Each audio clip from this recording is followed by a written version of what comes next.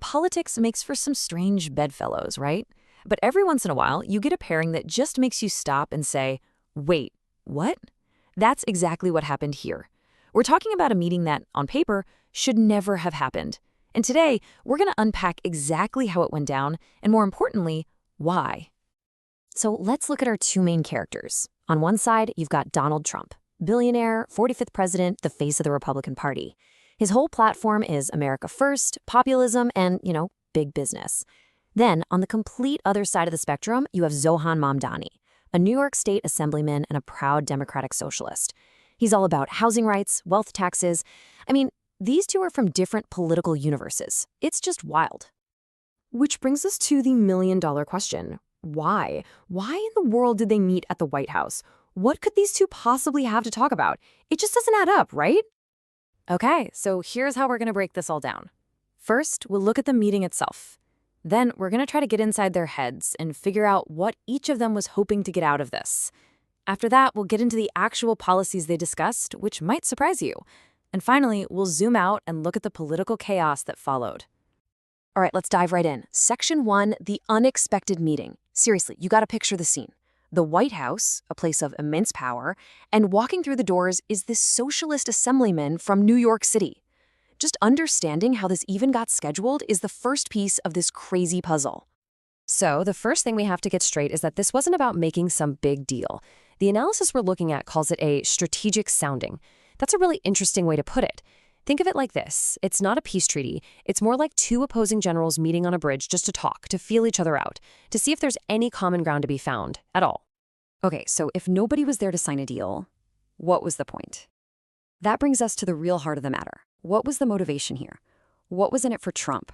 And what was in it for Mamdani? This quote from the analysis just hits the nail on the head. It calls the meeting a calculated risk by two political outsiders. And that's the key, isn't it? For all their differences, both of these guys built their entire careers on being disruptors, on taking on the establishment. This meeting? It was a classic disruptor move designed to shake things up, even if they wanted to shake it in totally opposite directions. So let's really break down what each of them was playing for. For Trump, this was all about optics. It was a chance to look bipartisan, to seem like the kind of guy who can talk to anyone, and to create a media firestorm that no one saw coming. For Mamdani, the calculation was completely different. This was his chance to get a national spotlight on his #1 issue, housing, and to show his constituents back home that he would literally go anywhere and talk to anyone to fight for them. But here's the thing. It wasn't just a photo op. They actually talked about substance. So beyond all the political chess playing, what was the one topic that could actually bring these two to the same table? Well, get this. The big topic was public infrastructure, specifically using federal money to fix up old, crumbling public housing. And what's so fascinating is how each guy could spin this to his advantage. Trump could sell it as a massive, all-American construction project. Concrete and steel, very visible. Mamdani, meanwhile, could frame it as what it is to him, a critical issue of social justice and basic human dignity. And they weren't just throwing around vague ideas. According to the analysis, a real number was actually floated in the room: $50 billion. A $50 billion fund for national public housing repair. That tells you this was a little more than just a quick hello. Now, let's be absolutely crystal clear about something. The analysis stresses this point. No deals were made. No agreements were signed. Nothing was decided. This whole conversation was, from start to finish, completely exploratory.